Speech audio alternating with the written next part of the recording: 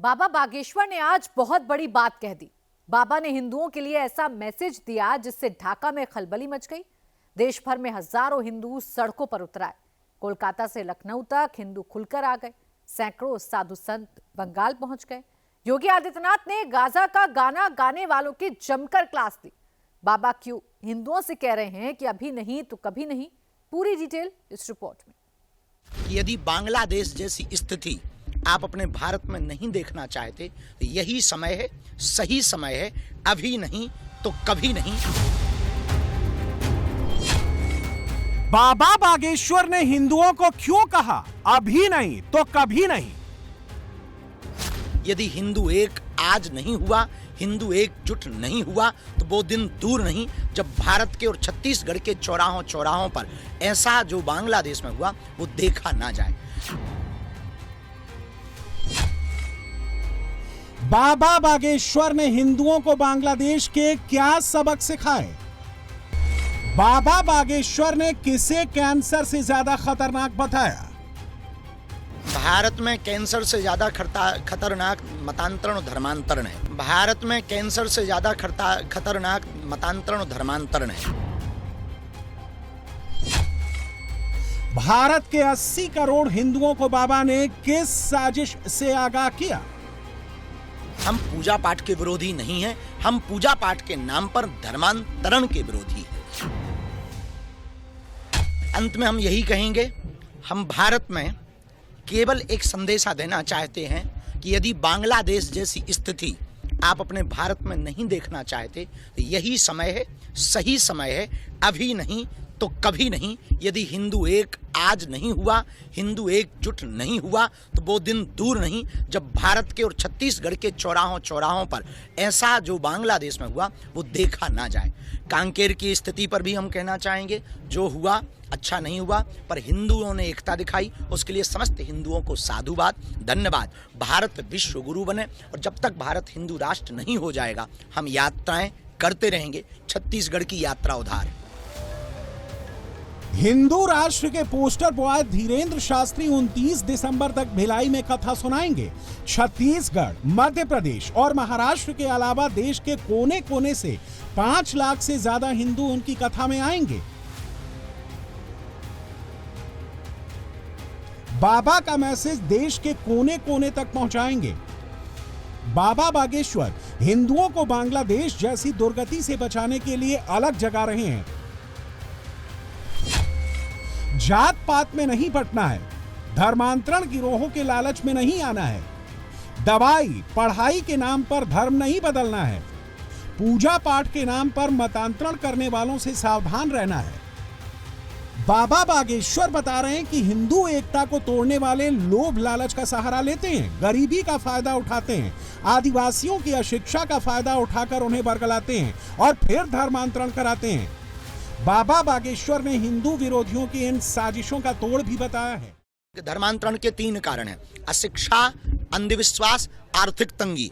तो जो समृद्ध हिंदू हैं उन्हें तीनों सिद्धांतों से हिंदुओं को पुष्ट करना पड़ेगा। जो बहुत समृद्ध हिंदू हैं, जो निम्न हिंदू हैं, जिनकी आर्थिक तंगी है, वो धर्मांतरण के प्रति बहुत जल्दी लालच में आ जाते हैं। अशिक्षा यानी जागृति की आवश्यकता है। अंधविश्वास फैलाकर पूजा पाठ के नाम पर वो लोग मतांतरण करवाते हैं। हम पूजा पाठ के विरोधी नहीं हैं, हम पूजा पाठ के नाम पर धर्मांतरण के विरोधी। हिंदुओं को जिंदा जलाया जा रहा है, सरेआम फांसी पर लटकाया जा रहा है। कट्टरपंथियों के दबाव में पुलिस थाने से निकालकर जिहादी भीड़ को सौंप दे रही है। बांग्लादेश में कट्टरपंथियों का शिकार सिर्फ एक दीपू दास नहीं है। राजबाड़ी जिले में सम्राट मंडल को पीट कर मौत के घाट उतार दिया गया।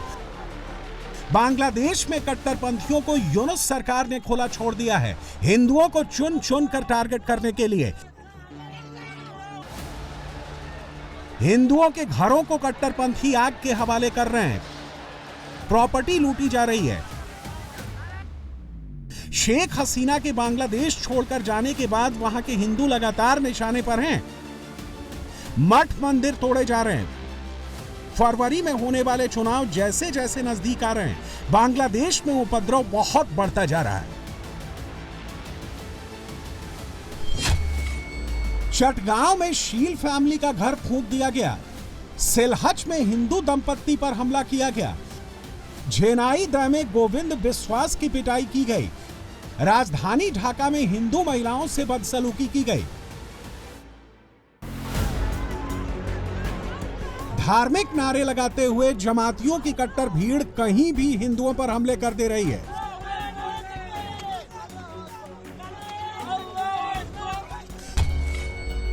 केवल दिसंबर के 25 दिनों में 12 हिंदुओं की हत्या बांग्लादेश में हो चुकी है। दिलीप बर्मन, प्रांतोष कोरमोकर, उत्पल सरकार, जोगेश चंद्र रॉय, सुब्रणा रॉय, शांतो दास, रिपन कुमार सरकार, प्रताप स्वाधीन, पोलाश चंद्र, दीपू दास और अमृत उर्फ सम्राट मंडल।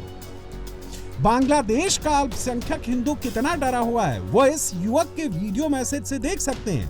कट्टर जमातियों की भीड़ कहीं भी रात हो या दिन हिंदुओं के घरों पर हमला कर दे रही है। बांग्लादेश है, अभी रात का वक्त है, दीपू चादर जैसे हमें भी खत्म कर देंगे। आप खुद देख सकते हो क्या हो रहा है। इस वीडियो को ज़्यादा से ज़्यादा शेयर करना ताकि कोई हमें बचा सके। समझ नहीं आ रहा, सब कुछ अचानक बिगड़ गया। इसीलिए साधु संत और कथावाचक देश भर में हिंदुओं को बांग्लादेश से सबक लेने की बात बता रहे हैं। सनातनी जगत उस अत्याचार का विरोध करता है।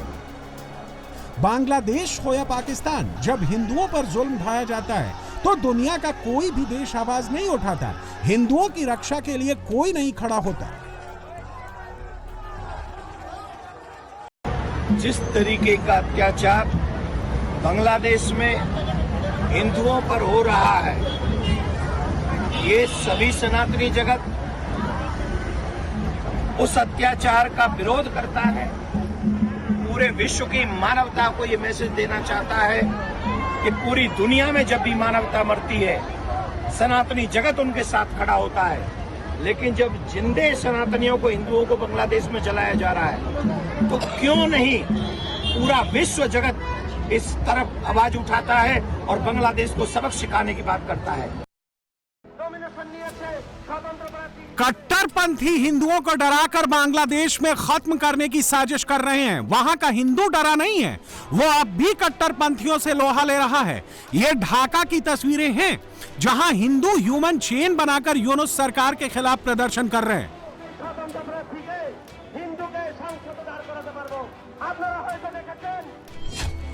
बांग्लादेश में हिंदुओं की आवाज नेशनल हिंदू ग्रैंड अलायंस उठा रहा है, जो एक गैर राजनीतिक संगठन है। यह 23 हिंदू धार्मिक संगठनों का समूह है। बांग्लादेश के हिंदुओं के लिए देश भर का हिंदू समाज पुरजोर आवाज उठा रहा है। कोलकाता, पुरी, गुवाहाटी, लखनऊ और प्रयागराज समेत देश के तमाम राज्यों में प्रदर्शन हो रहे हैं। बांग्लादेश में हिंदुओं को बचाने के लिए सरकार से हस्तक्षेप की मांग हो रही है। नमस्कार, बोलছি সবাই গোটা বিশ্বের হিন্দুরা এবং আমরা যারা সবাই এই ঘটনায় অত্যন্ত দুঃখিত। আপনাদের পরিবারের পাশে আমরা সবাই আছি। আপনাদের যদি কোনো রকম সহযোগিতা লাগে যে ভাইটা গেছে, তার মাধ্যমে আমাকে জানাবেন এবং একজন হিন্দু হিসেবে আরেকজন হিন্দুর পাশে দাঁড়ানোটা আমাদের কর্তব্য।